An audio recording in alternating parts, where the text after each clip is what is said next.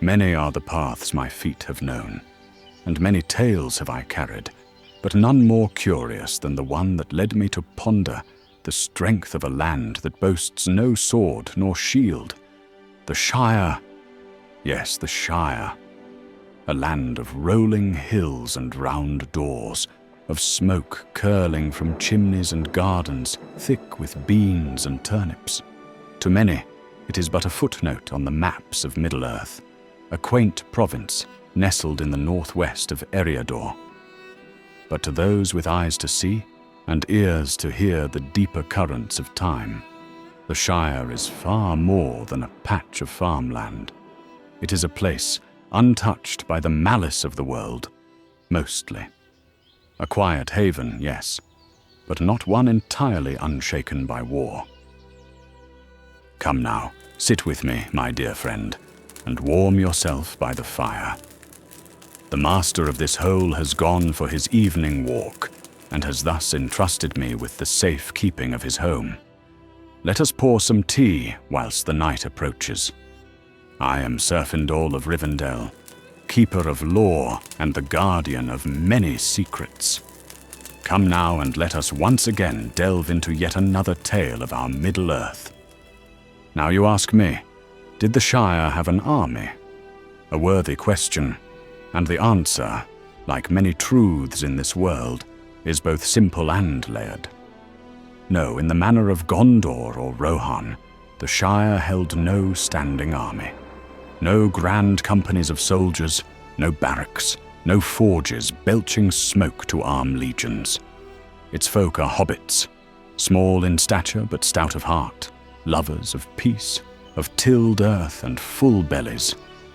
They care little for the clashing of swords, and yet, when the shadows stirred and the fate of all free folk hung in the balance, the hobbits didn't sit idle. Consider this. 4 of their own, Frodo Baggins, Samwise Gamgee, Meriadoc Brandybuck, and Peregrine Took, set forth from the Shire, bearing burdens and blades both heavy and hallowed. Frodo bore the One Ring itself, and Sam, steadfast as any warrior of old, followed him into the very jaws of Mordor. Pippin served Denethor in the Tower of Guard, and fought in the Battle of the Pelennor Fields, whereas Merry rode with the Rohirrim, and it was his blade, yes, a hobbit's blade, that helped fell the Witch King of Angmar. Think on that, friend. Not even the heir of Elendil dared face that wraith alone. And when those 4 returned, they found their homeland in chains, though not by orcs or Easterlings, but by the creeping poison of Saruman, who slithered in under another name. Sharky, they called him. The Scouring of the Shire, they named that chapter, and in it the hobbits rose, armed themselves as best they could, and cast out the usurpers. No elven lord rode to their aid, no eagle soared down to lift them up. They fought and bled and won by their own hands and courage alone. But what of other protectors and guardians among the hobbits themselves? Well, let me tell you of the sheriffs and the bounders. Ah, yes. Now here lies a most hobbitish invention. These were law-keepers and land-watchers, modest and unassuming, but still a form of organized civil defense. The sheriffs were, in essence, the hobbit police, though calling them such makes them sound far grander than they would like. There were never many, 12 in total, 1 for each of the Shire's farthings, plus a few extras, whose duties involved the keeping of order, dealing with local disputes, lost property, and the occasional wandering cow. They bore stout staves as a badge of office, and that was the extent of their armament, not warriors in the least. But in times of unrest, such as during Lotho Sackville Baggins' brief tyranny under Saruman's influence, the sheriffs became tools of occupation, their role twisted into that of enforcers under Sharky's rule. Yet even then, some among them resisted quietly, and in the Scouring of the Shire, It was the hobbits themselves who reclaimed the honor of their lawkeepers. Now these next folk are the more martial of the two, at least by hobbit standards. The Bounders were not police, but watchers of the borders, tasked with noting and reporting unusual comings and goings. In peaceful days their work was light, keeping track of wandering dwarves, the occasional man from Bree, or an elf straying too close to Buckland. But during the War of the Ring, the number of Bounders greatly increased, as strange folk and dark tidings passed through the land. The hobbits, even if they did not fully understand the scale of the war beyond their fields, felt its stirrings and acted with quiet diligence. Bounders began patrolling in greater numbers, with keener eyes, more alert than ever. They bore no swords, nor wore armor, but they were watchmen in a real sense. They were the earliest echo of what the hobbits might become if ever they truly organized for war. Not brash soldiers, but guardians, walking the borders, alert and steady. In the end, the hobbits never truly forgot that they had once been part of something greater. Their refusal to create an army was not cowardice, it was wisdom. They knew the cost of such things, and they sought to live without them. But when the world pressed in, when Saruman's filth darkened their fields, they stood. With staves, with slings, with sharpened hoes and pitchforks they rose. And in their rising, they reminded all of Middle-earth that greatness doesn't always wear a crown or carry a sword.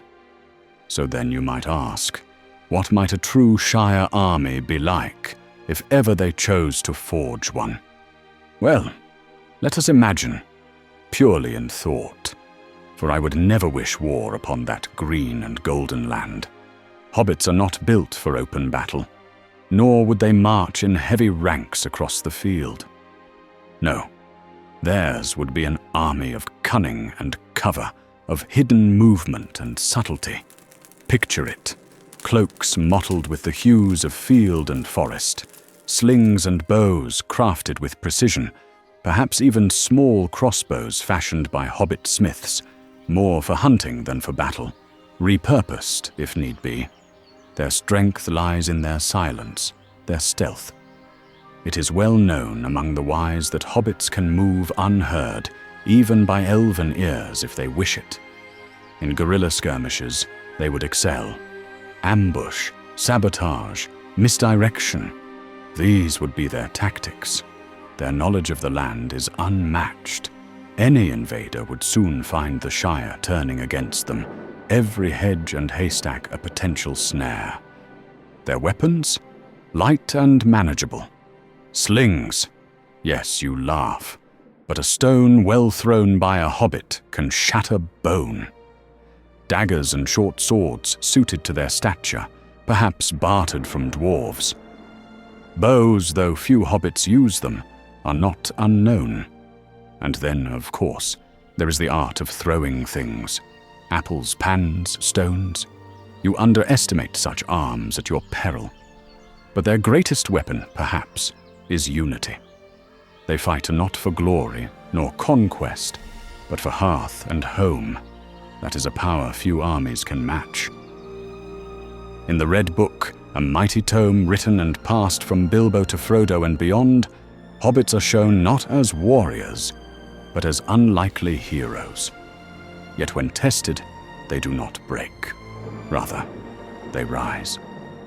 And so I say this: if ever the green hills of the Shire were threatened again, and the hobbits were to arm themselves, theirs would not be an army of might, but of resolve. And that, friend, is a strength not easily vanquished. So, friend, remember this. In the long song of Arda, the hobbits are but a quiet verse. Yet it is often the quiet verses that linger in the heart long after the loud ones fade. Now then, have you still a little time for another tale? Or shall we sit in silence and let the stars write their own songs above us?